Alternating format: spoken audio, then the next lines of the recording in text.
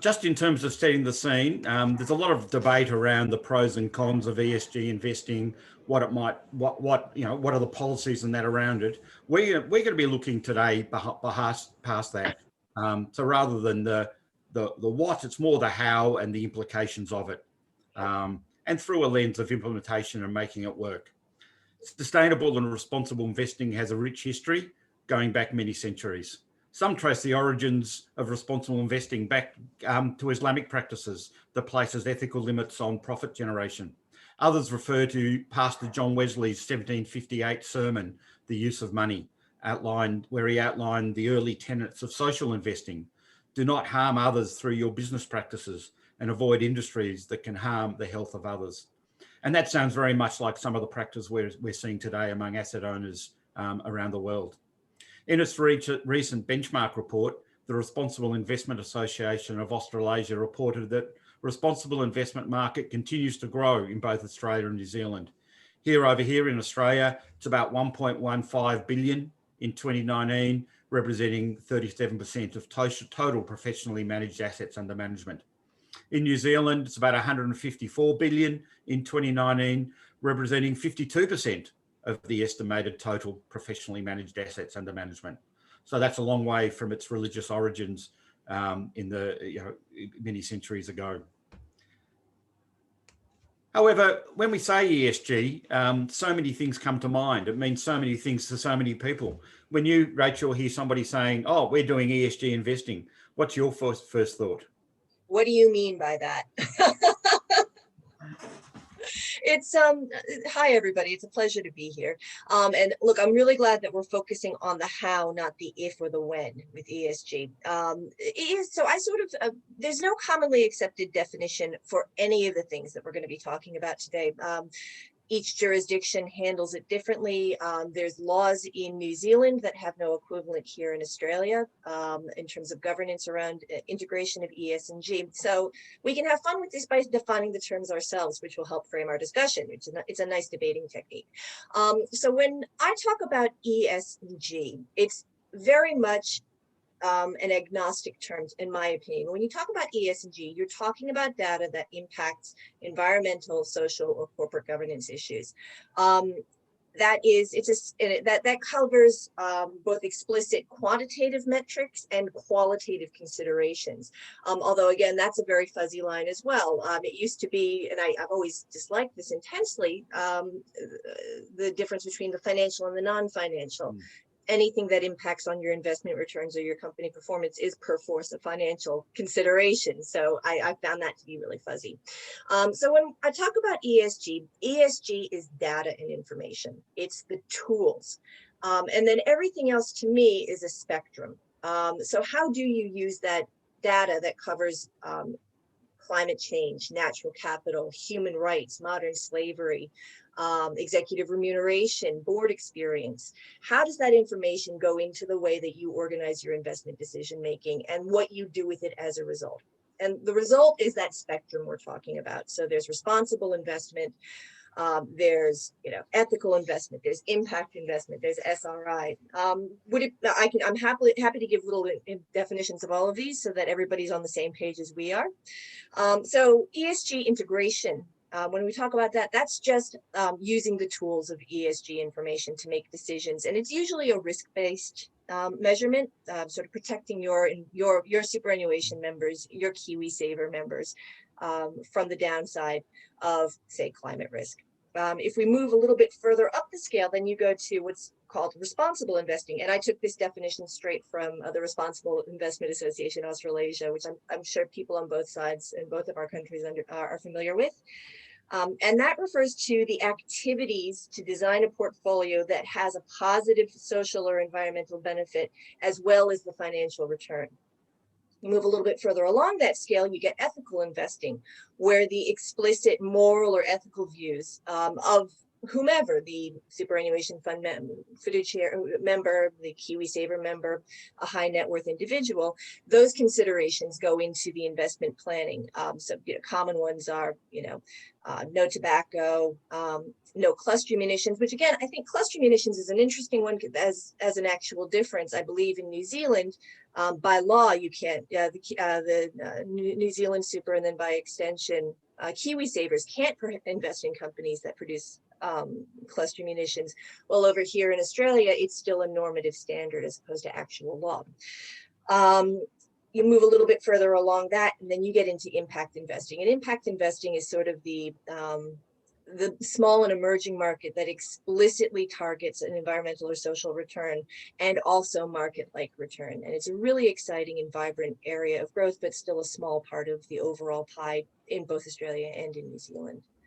So that's sort of the pocketed history of the techniques and sort of the spectrum. I think it's important to understand that difference between a negative, we're not going to do this, and then on the other side, the active, we're actively going to invest and make decisions. Yeah. And I think, what I've heard from you there about talking about data and information right up front. Normally, when I talk to asset owners about ESG, they're all talking at the policy level. And the fine points and the subtleties of definitions. Whereas I think that recognition, excuse me, that it is about data and information, I think makes a very big paradigm shift in terms of then how you're going to implement it. Yeah, I think so. I write almost exclusively now about ESG and sort of that spectrum of sustainability.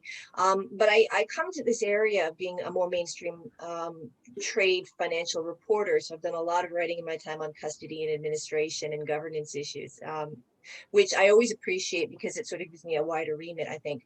And from my perspective, I think any of these decisions have to be grounded in that governance process, Stephen. When you meet with the investment committee, when you meet with the fiduciaries of a superannuation fund, you can't put the cart in front of the horse. I'm sure we're going to get into it with data organization and integration and things like that. You have to know why you're doing it before you talk about how you're doing it. And pleasingly, it's been fantastic as an observer and as a writer, seeing the fund managers and asset owners that are doing that deep process of the how, because then the whys and the whats that flow from that are really interesting. Speaking particularly on this side in Australia, which I'm a bit more familiar with, in terms of the net zero targets that super funds like CBUS, Australian Super, and Aware Super, HESTA. I'm missing a few. That's of no slight to them. It's just I'm listing off the top of my head. Pleasingly, they have decided that they're going to pursue net zero portfolios by 2050. And once you make that decision, then the hows, how you get there, sort of flow from that, from my perspective. Yeah. And I guess even before that can happen from a governance point of view, the organisation has to agree on what even ESG means. I think so. And you might have a discussion at a board level. Yes, we want to be ESG, but then once that gets filtered down through an organisation or maybe to the investment people implementing it, then who knows what will happen. And I should say, apologise, I just said right up front to ask people to use the chat function on the Zoom to submit questions or comments, because we certainly don't want to make it just Rachel and myself, and we'd be very interested in hearing comments and questions from the audience. So please use the chat function in Zoom. Absolutely. Now, in terms of implementation and, whether it's ESG, a super fund or a fund manager side, yes, we want to impose this policy on the way we invest, then they've got to get data on how they do it. And in terms of that, there are, excuse me, there are third parties out there providing that data. And a lot of fund managers, super funds will rely on that. But that presents lots of challenges. And one of the things that I've come across is some research being done on the inconsistency of that. And there was a study done that says the correlation between ESG ratings across different data providers is around 0.3.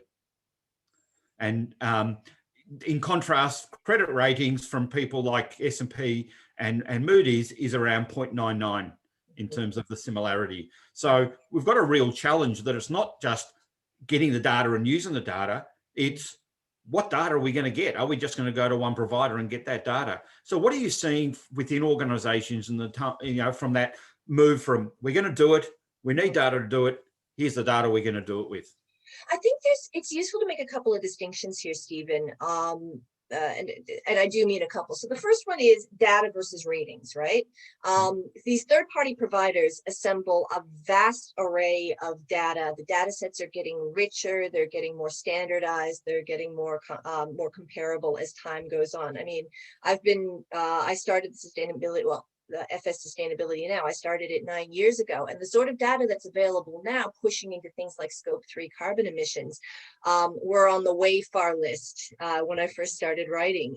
You know, the idea that you could create a system of disclosing natural capital obligations was sort of in the never. So it's that information is getting richer and better over time as we integrate things, and I don't need to give a laundry list of that. So there's the data that these providers have, and then there's the rating systems that they use by synthesizing their data.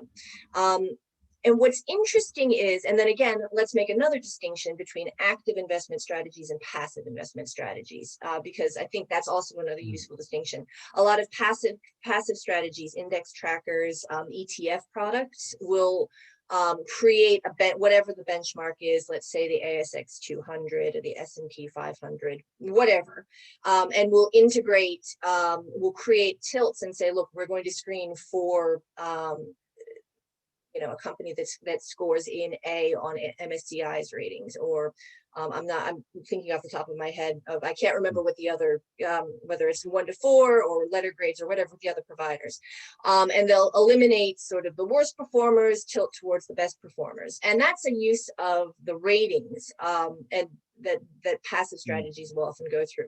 Within the active space, it's getting really interesting. I've noticed over later years that increasingly active managers are less reliant on the ratings and are more in favor of integrating those disparate data sources, combining it with their own in-house analytical talent, and making their own decisions as to what qualifies as a, you know, a good company on the ESG scale versus a bad on the ESG scale.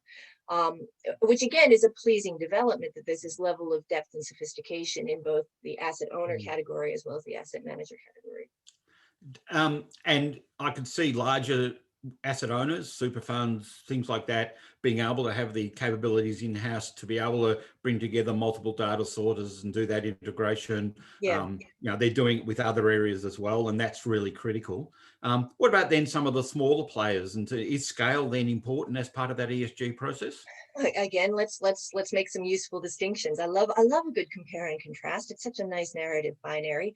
Look, I think it's important to say, look, you know, your large your large asset owners, your large asset managers versus your smaller, more defined players. I think it's a matter of scale, but it's also a matter of intention.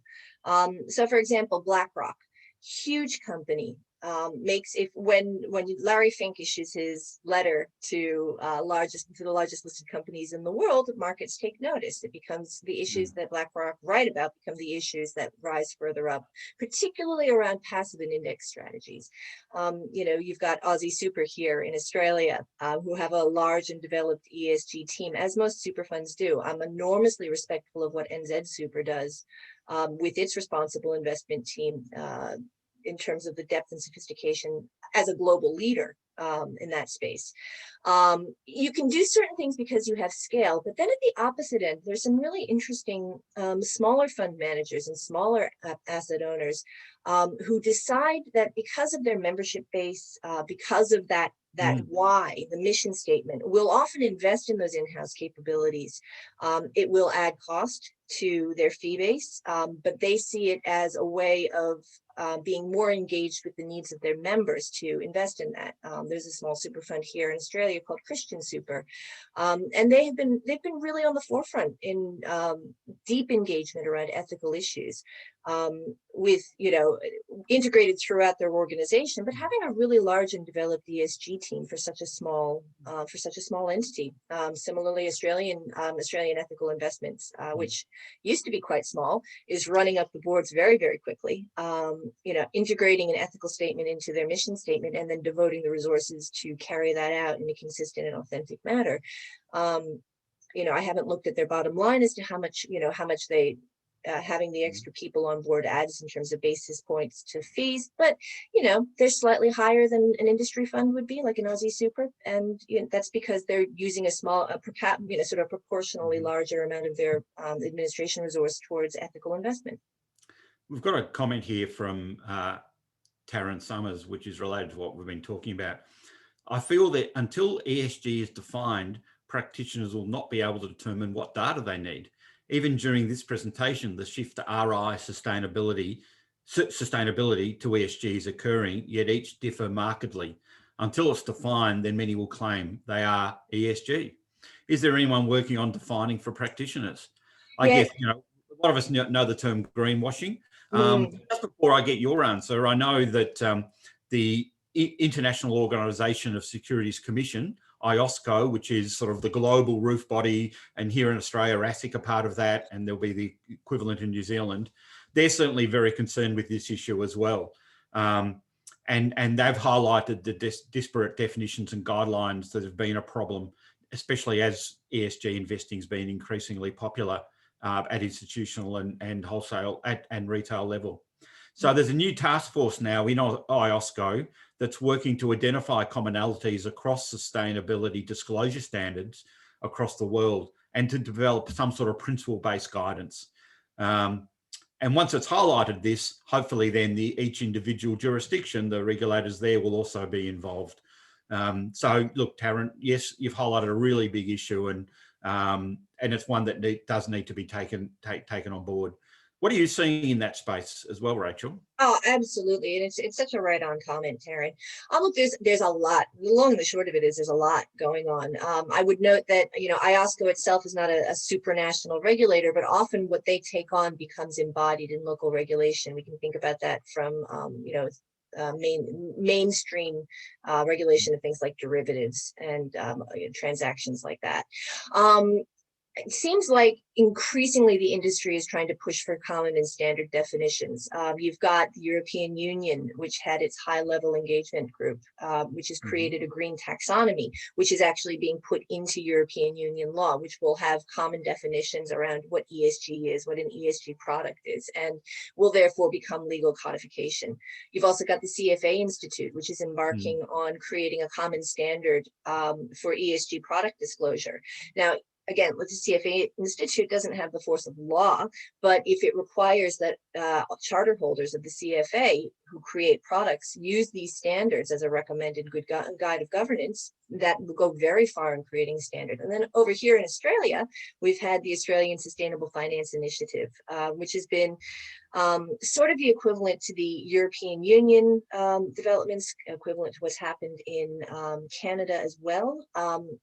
Main exception over here in Australia is that ASFI was created by and from the investor community, the financial services community, the financial services industry, civil society, academia, without explicit government mandate, although government was watching.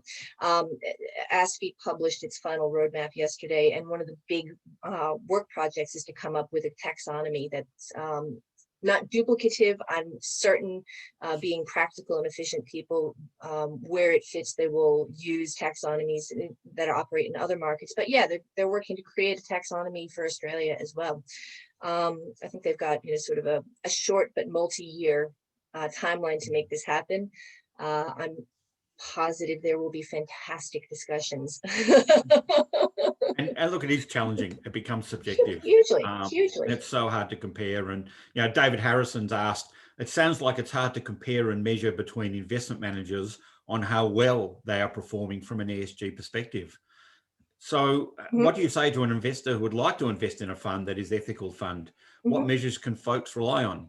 I guess before we answer, we should say we're not giving investment advice. Certainly not. I'm a journalist. I don't play an advisor on TV or Zoom.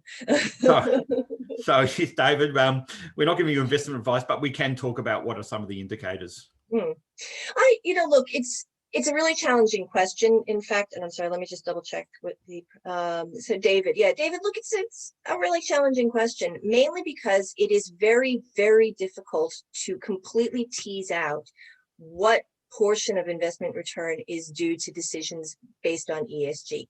Nobody's able to do that. I write about this quite frequently, in fact. What we can say is that a huge body of empirical studies over a long period of time have shown that investing with regard to environmental, social, and governance issues does not damage your investment returns and may in fact enhance your investment returns. And that's about as close as we can get. We can look at this year with COVID. Many funds that do use ESG techniques, either by just screening out the risks for ESG, moving along that rubric of responsible investment and sustainable investment. And again, Taryn, I'm so mindful of the fact that we're slurring a lot of things all together. Those funds that did have a badged ESG or sustainable approach have outperformed the wider market, and any number of reasons for that. But to know exactly what proportion we can attribute to ESG, it's very, very difficult to do. Apologies for the dog and the noise in the background. It's all part of doing it's life. It's authenticity, Stephen. We're here. And I guess picking up on David's comment, there's a danger that ESG and those sorts of labels get hijacked by marketing departments. Always. But I mean, look, and without getting too bogged down in it, because we're talking about data and not necessarily, look, it's interesting. I've done a lot of poking around on this from a journalistic perspective. If any of our people in our audience are quant heads, trying to figure out if ESG is a separate signal to quality or value. The answer is it depends. But look, there's a lot of work going on to see if it can be isolated. Another contributing factor to this is, while we have 20 years, more or less, of ES and or G data, people aren't really comfortable in coming to terms with calling something one way or the other unless they've got about 200 or 300 years of data. Yeah. Yeah, and talking about ESG data, we are going to have a look at some to show people what it looks like. We've talked a bit about the different rating agencies and what they're producing, and I'll invite Terry to join us now, and we can continue the conversation. I'm here. Hey, Terry. Terry is the head of technology at AlphaCert. Terry has over 20 years experience in the IT industry and has worked for many major investment banks while based in London. As head of technology at AlphaCert, Terry is responsible for the technical and data architecture of the AlphaCert platform. And as part of that is leading the integration of Refinitiv data into the AlphaCert platform. And for those that aren't aware, Refinitiv is one of the providers of ESG data. And this is still very much in a pilot phase, I think, Terry. But I think it'd be really valuable for the participants, for the attendees, to have a look at, when we talk about ESG data, what does it look like, and what are some of the things that we can try and interpret from it. So over to you. Sure, thanks, Stephen. I'll share a couple of slides as part of this, and probably just initially with Stephen, as far as pilot stage, we've moved on. We've completed a project with integration, and we use this data all the time. I'll just have a bit of a sort of intro with the what we basically did related to data visualization and analytics. So the sort of project aim, I suppose, was to integrate the rich data sources into AlphaCert data to provide that sort of dynamic visualization and especially that research capabilities. I'll probably just touch on a couple of the challenges which we found on the way. A big one was the integration of diverse data sources. So being able to match identifiers, match instruments, companies, etc., across different sources, quite often needed multiple hops to do that. New and emerging technologies, there's a lot out there, so sifting through those. We talked about the multiple identifiers across the systems, huge amount of data volume, and that's only increasing. And a big thing was to gain those meaningful insights that are not possible through your sort of traditional data visualization tools, which a lot of companies in the IM world live on. When we think about solutions, if we're going to do a big broad brush of solutions, what do we do? Apply new technologies and utilize cloud infrastructure, and they go hand in hand. The days of needing a lot of hardware, etc. for this, it's all on the cloud and it's all very available. Extend the data universe. So we have got a partnership with Refinitiv They grew out of Thomson Reuters, if some of you don't recognise the name, and we got a huge amount of data from them across all sorts of areas, including ESG. And we also work with a partner company, Speak Data, who is a data mastering, so how to put it all together, and worked with us in that respect. I'll just touch on the ESG data. We use Refinitiv, as we've Stephen mentioned. There's more than one provider. But they're a global provider of financial market data. They provided an organisation, or I suppose if you think about it, company level. There's a lot of it. 474 measures across what they call 17 pillars. They've got 80% of the global market cap covered.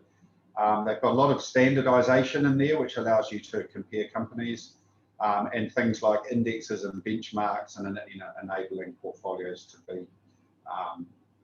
be compared.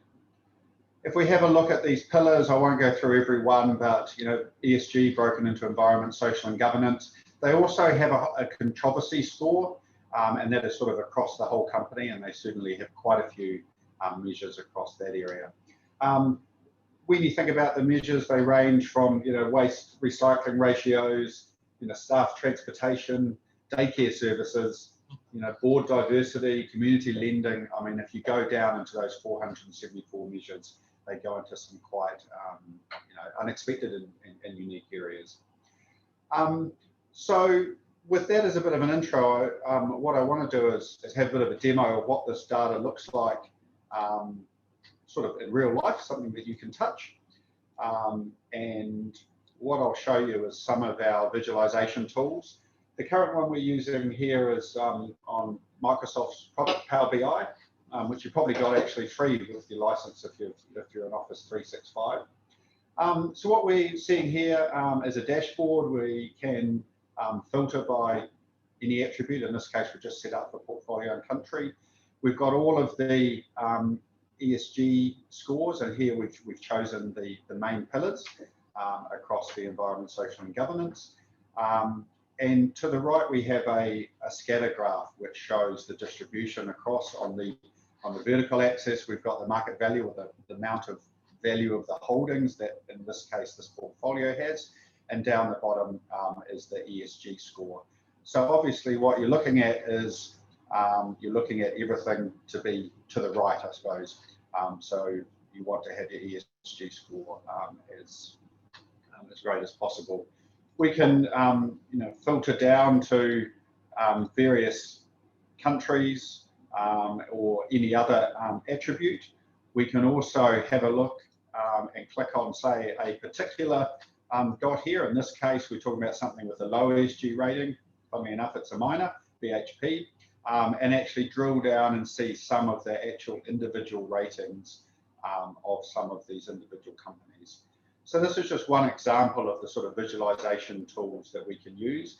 And a lot of that work's been done in the background, how to integrate it with, in this case, we've got a sort of dummy fund with some portfolios set up, and we can, so how you can drill down and, for example, here compare different, different portfolios within your fund and how they're going, and really drill down into that data.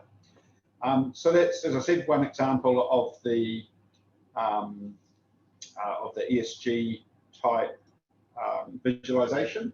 I'll just move on to a slightly related tool, and this is, we're talking about graph data. So graph data is all to do with relationships.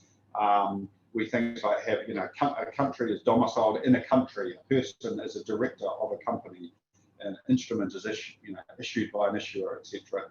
But one thing that's quite important here is when we look at things like suppliers. So while you might have the headline ESG score of a company, there's certainly, if they're sourcing some of their raw ingredients from a supplier with a very low ESG rating, you want to know about that. So this graph data deals with relationships is very important in that side of things. So here on the left, we've got a picture of all the relationships. The dots are these resources we talk about, in this case, companies and portfolios. And we also have the lines which talk about the relationships between them. We can filter just, as we did before, if if we want to just look at something like New Zealand, we can then delve down and actually see some individual relationships between the portfolio and New Zealand instrument. We can also break down, to the right where we've got by industry group, so then we can even delve further and have a look at a particular industry group, and then be able to actually click on and go even to actually individual companies. And again, this is just sort of a small taster of the sort of visualization tools that we can utilize, and how it enables us to go and drill down into the various part of the data. Because as I said before, huge amount of data out there. The big thing about the project that we've been building out with these visualization tools is how to make some sense and some use from it. Brief overview, but hopefully that puts a little bit of sort of colour and something you can touch to this data that we're talking about. Thanks, Stephen. And thank you, Terry. And I think that's useful because, yes, we can talk a lot about the data and what we can do with the data, but to actually see what it looks like and some of the features in it. And I think, Rachel, if I'm an asset owner, yes, I can get like as you say, you can get access to the data, but then what are you going to do with it? And how do you combine all that together? And how do you use it for your decision-making perspectives? From watching that, what are your sort of observations in terms of how an investor would use data like that? Oh, you need to go off mute. Sorry, I was polite so I wouldn't interrupt Terry, and then I committed the sin of not remembering. Yeah, look, Stephen, interestingly, as the journalist, I'm not always given privy to see these kind of dashboard information. So it's really nice to get this sneak preview from Terry. Thank you for that. In conversations with fund managers and asset owners, the way in which you organize your data impacts, it's both derived from and impacts on your view of ESG and sustainability. I've had the pleasure of sitting with fund managers who really go into the process side of things, which I love, in terms of how do they create dashboards, how do they make information available to portfolio analysts, how that information is then used with company engagements and then integrated back into the research management system, so that it goes to creating, to enhancing that data view. That the issue of, uncorrelated or non-standard data, like meeting notes from engagements, is a huge issue. The ability to make the data accessible, easily integrated with other financial considerations, and just sort of front of mind. It's interesting to note the controversies flag. Quite frequently, that's the one that sort of even fund managers that don't like to use ratings but rather data will definitely use controversy flags. I imagine I can't figure out in my head. Sometimes I think it's a great big flashing red light that comes up when you click on a company. Sometimes I think it's like the proverbial Monty Python machine that goes bing. But flagging a controversy will trigger engagement by superannuation funds and fund managers, can rise up to the level of divestment, or if a decision can't be made, or if an engagement is proven unfruitful. Organization, if you know where your data is, you can integrate it and make it more effective. Yeah, there's a comment here from a question from Jeremy Hill. What we think about the most effectively, how can the market most effectively solve the data standards problem? And Terry referred to earlier that the need to ensure a security identifier is the same across different sources. I guess that sort of data standard problem is not just an ESG problem, it's a broader one, and in all sorts of ways, but specifically around the ESG one, it is very much an industry having to try and solve that problem, I guess. It depends on what jurisdiction you're in. The European Union is definitely tackling this with the H-leg taxonomy. And what has tended to happen is that jurisdictions like Europe, when Europe makes decisions around financial products, most of the world gets dragged along with, just because it's too hard to create one product at a high standard for European investors, and then a different one for everyone else. It causes all sorts of problems just in terms of, you know, financial engineering, but also you don't really want that sort of sneaking suspicion that, you know, investors in Europe are getting a clearer view than you are elsewhere. There's also recommendations by the U.S. Securities and Investments Commission to have a look at ESG standards as well. That'll be a regulatory approach in the US as opposed to a legislative approach, unlike Europe. Here in Australia, I can't see it being done at all legislatively. Our main pillars of investment derived from the SIS Act, the Superannuation Investments Supervisory System Act. I'm getting that one wrong. And the Corporations Act. And most of them say, you know, if you have material disclosures to make, you go ahead and make those material disclosures, but they're not prescriptive. For those of you in New Zealand, you have a government that's saying that around climate disclosures, for example, companies will have to disclose to the TCFD, the Task Force on Climate Related Financial Disclosures guidelines. So lucky you will have a legislative fix for at least climate risk. I might see if Terry wants to hop back in and share reviews on that, and specifically what you've learned from the data and what the data providers are doing. Yeah, absolutely. You know, identified this as a challenge we had, and probably to directly answer you, Jeremy. Yeah, what is the industry as a whole hasn't got sort of a governing body that sets this, but there is quite a few solutions, and I'll use Refinitiv as an example. They've got what they call a PERM ID, and they have an open source and open API that enables matching across, especially for instruments. So you can pass in some of the standard identifiers, CDOLs, ISINs, QSIPs, etc. And it returns what it calls an open PERM ID, which can then be used across other sectors. And a big part of that is that it actually links sort of a hierarchy. So not only is it an instrument, you can then link it to an asset class, an organisation, even a person as far as a director or an industry group, and GICs and things like that. So that's an example where there are, you know, the uptake of this sort of open source data matching is increasing.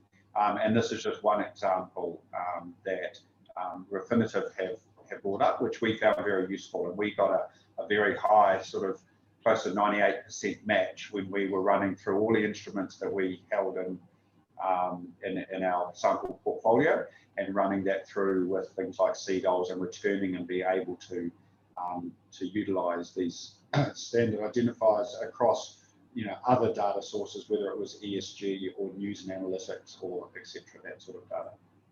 So there's very much a government, regulatory, industry approach in terms of the definitions and coming up and agreeing on standards, and then thinking about the various technologies and the data suppliers need to be involved, and what are some of the emerging technologies that we can use to help with that. So I think it's a very much an example where we've got the regulatory and governance approach hand in hand with the technology solution that can implement that. Great. Look, keep asking questions, please. They'll keep going, and we'll keep talking about it. We're talking about the various stakeholders involved, and we've talked about the regulators, both at a global supervisory level, what's happening in EU. I know here in Australia, APRA are starting to take climate risk very seriously. And similarly, you know, in New Zealand, there's the requirement for everybody to report climate risk. How do you see that impacting the investment community, Rachel? Yeah, look, profoundly, without the risk of being obvious. It's interesting how regulatory approaches dictate responses, and how also responses dictate regulatory approaches. We're a highly intertwined economy, and sort of to tease them out separately can be overly reductive. That's a common statement. Yeah, as you pointed out, Stephen, APRA has recently hired its first head of climate risk. It's a guy whose name sorry, his name is Graham Sinden, and one of his early things is going to be looking at a regulatory guide that looks at investment governance with an eye to improving the language around ESG rated disclosures. So, you know, APRA sort of, I think seminally in 2017, Jeff Summerhays made a speech saying, you know, APRA can, if climate risk is present in your portfolio as regulated entities, then we consider it mandatory that you disclose and show how you're managing those risks. Again, legal regimes differ. You know, as I said before, with the Superannuation Investment Supervision Act and the Companies Act in Australia, there's definite standards around fiduciary obligation, but again, it tends not to be a prescriptive approach here in Australia. There's sort of a blanket, you must invest in the best interests of your clients or your superannuation fund members. And it's sort of left up to common sense approaches, what best interest constitutes, which is practical in one sense. We don't have to update the legislation every couple of years as new areas of risk come up. But it also means that there's wiggle room as to what is considered material. And I think that principle-based is going to be important going forward, because a lot of this, I guess, there's a supply and demand interaction here between what are community expectations, what's the community looking for from their superannuation funds and other investment managers, and then what the super funds want to drive themselves. And we're seeing that change dramatically over time. Yeah. You know, here in Australia, we had the headlines with Rio Tinto and the way the blowing up some Aboriginal sites, and the way the industry's responded very, very actively, and that's caused a bit of controversy as well. And so we'll move away from the controversy part, but again, I think it highlights the need for the good governance to understand what data is available. And it's all very well for somebody at a policy level to make a statement, but they often forget how the investment team are going to implement that statement. Yeah, I mean, look, you know, principles-based approaches versus outright legislative approaches, each has their pluses and their minuses. We have a principles-based approach in Australia, and so therefore that's not going to change anytime soon. So therefore, we have to consider those decisions within that principles-based approach, which is interesting. You know, when you talk about governance, and I'd love to bring Terry in here in terms of, you know, Terry, when you're meeting with colleagues. But one of the things that I find really interesting is the way in which, again, the how of where the data comes from, you know, flows from the board. It's interesting though, when I talk with super fund, you know, or fund managers, you know, does ESG flow into the operations side of things? Is the COO responsible for managing data flows with ESG? So Terry, when you're meeting with people about this product and about data integration, who are you typically meeting with? Is it the operations people? Is it the investments people? Some of the above, none of the above? Yeah, it goes beyond the sort of operations team. And generally, when we've started talking about it, it has been the next level, you know, user, whether that's even C-level, of wanting to know, hey, we've got data, we know what we hold.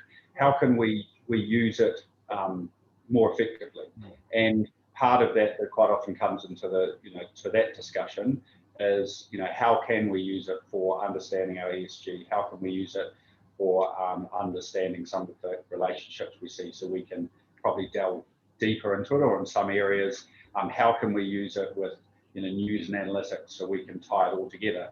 So yeah, it is generally that sort of, you know, quite often C-level type that have an interest in and know there's an area that they want to you know, delve into, and, you know, come and ask the question and go, okay, well, you know, we've got this bit of data, we'd like to know how we can extend it. And from that, it goes, okay, now we can extend it, now how do we view it and make sense of it? That's generally how it discussions, and then it will filter down to more the operations side, who would then get into the practicality of, okay, what are we going to do, how are we going to put it together, and all of the background around that. That's interesting.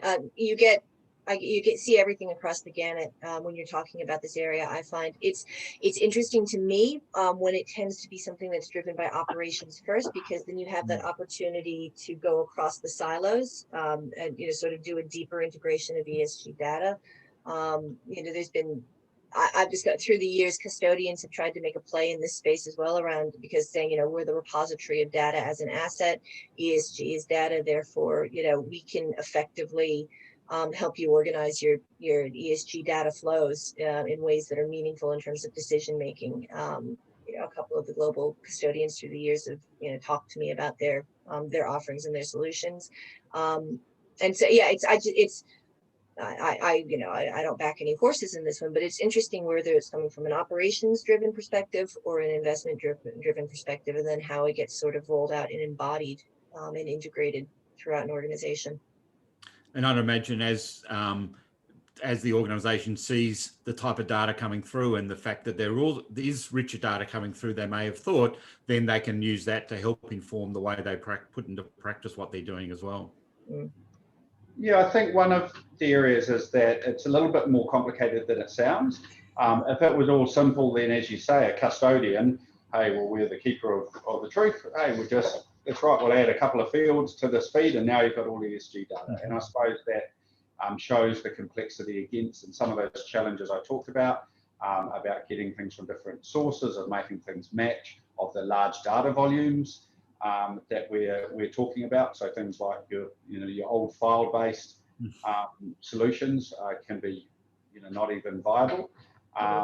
So that is why we've found that we've done this where we've had to go out and get, yes, custodian has that holdings data, we get some ESG data from somewhere else who have spent the time and effort putting it together, and then we do the work to put it all together. And yeah, as I said, if it was easy, it would have been done. Yet the concept of ESG and that sort of reporting is not only happened in the last few months, it's been around for several years, and it hasn't been cracked in a very usable manner of being able to join it all together and get that get that information. Yeah, I find as well. Sorry, Stephen. Hi, Rachel.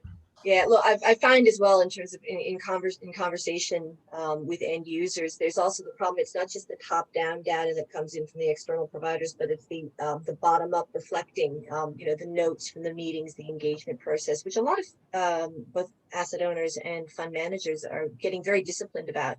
But being able to plug in things like, notes from an engagement meeting and sort of, I guess, what do they call it? The uncorrelated sources of data.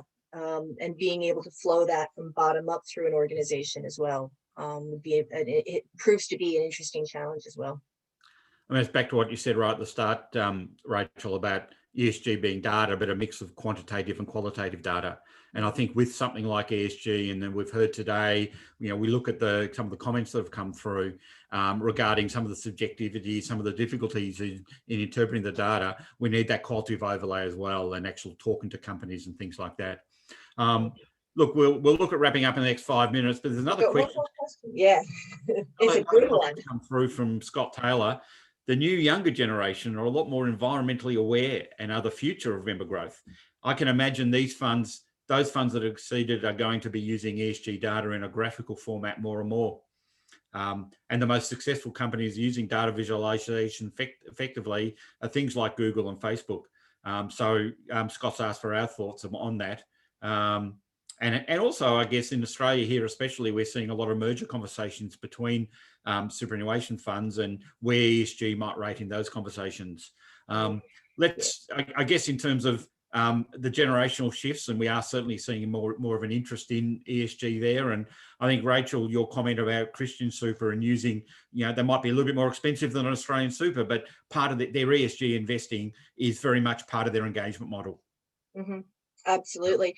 And look, Scott, you're absolutely right. And it's interesting, yes. So, and the long and the short of it is that both retail and institutional, so your retail providers of investment products versus like your Aussie Supers, your Hestas and that sort of thing, are increasingly trying to figure out how they more effectively communicate with their members around ESG issues. And it's absolutely fascinating. And I think this is where the real diversity starts to come in.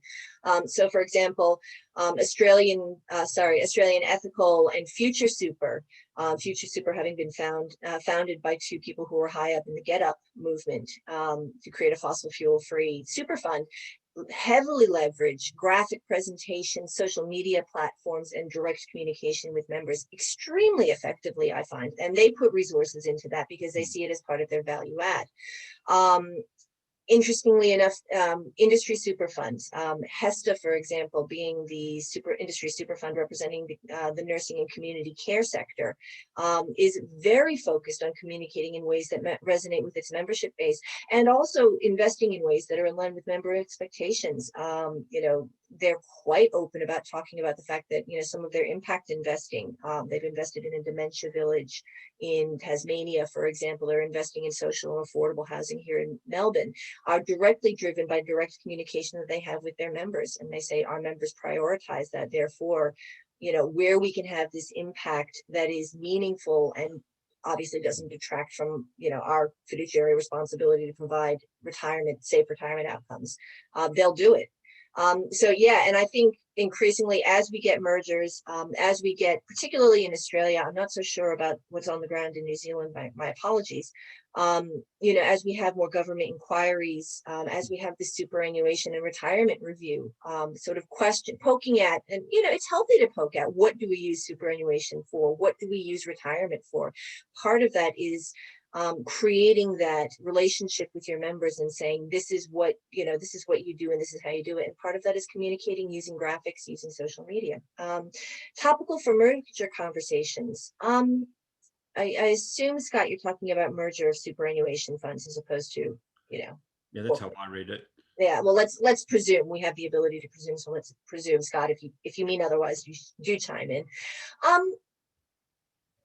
I'm not privy to those conversations on the record, but I will note that one of the bigger mergers that happened this year was Vic Super with First State Super, which is now the rebadged Aware Super. Both Vic Super and First State Super had very strong responsible investment teams. I would presume from a cultural perspective that they found that as part of the cultural fit of the super fund. That they were looking for a like for like approach to engagement, responsible investment, member communication, and that was part of the harmonization. I have not had the opportunity to delve more deeply into it, but yeah, if you look at the organizations that tend to merge, they tend to have roughly similar approaches to ESG integration, responsible investment, and things like that. I think that's right, and that's certainly part of the broader. Have we got a cultural fit or not, or have we got a philosophical vision fit? And ESG becoming more important. Funds with higher profile ESG will certainly be more inclined to dance with each other and seeing if they can merge. It'll be interesting to see as it rolls on. Sorry, Stephen, not to talk over you, but where you have merged funds with two explicitly badged green or SRI or ethical options. It will be interesting to see, A, where they're different, because some of them do have differences, B, whether they keep both options, or whether, C, they try and merge it into one that's mutually satisfying for both buckets. That's an interesting one, and that goes with all the merger conversations that will go on of other things that have to merge. Unfortunately, we've come to the end of our time. It's clicked over to 1:30 here in Eastern Australia, and Rachel and I have talked about this topic for many years, and we keep talking for hours on it. But hopefully that's all been very useful for everybody in attendance. Phil, I'd like to welcome you back just to say a few words at the end, and then come back to me to say to close out completely. Yeah, I just wanted to offer thanks to Rachel for your expertise, your professionalism, and your depth of knowledge. It's been fascinating today to hear from you, and really appreciate your lively interaction. It's been great. Stephen, it's been awesome having you as MC for today and leading the panel, so it's great. Some very good engagement on the chat, and happy to take any questions offline if any of the folk do through the website. We're sort of planning ahead, but before we do that, and Stephen will wrap up in a second, we'll send out a survey, a very brief survey, just to get a wee bit of feedback, please, so that for the next session we can take those learnings and feed into that. Thanks for everyone who's come on the line across the Tasman, and for participating today.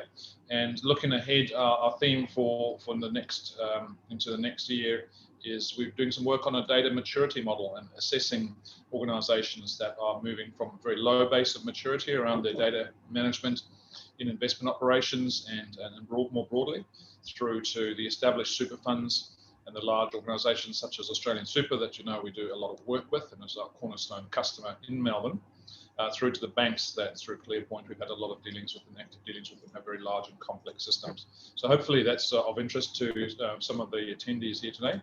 We'll send out that information in due course, and we'll look to organise another webinar probably in the mid to late part of February. So thanks very much, team. I'll hand you back, Stephen. Thanks again.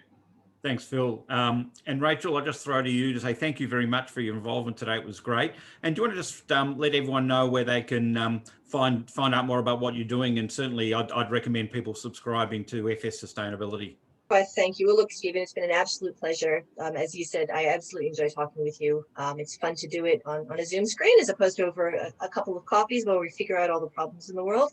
And yes, I will absolutely take the opportunity to promote my publication. So the publication is FS Sustainability. You can find it at www.fssustainability.com.au.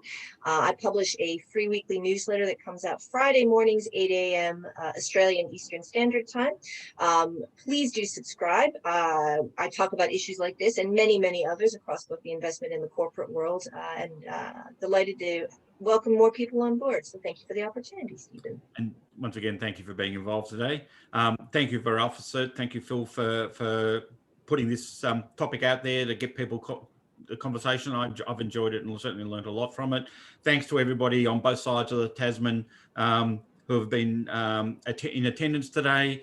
I know at this point of the year, everyone's had a very long, very interesting, very difficult year. So I also hope everybody will get a bit of time off over the summer to refresh and we get a much better 2021 for everybody. So thanks all for being in attendance. Bye for now.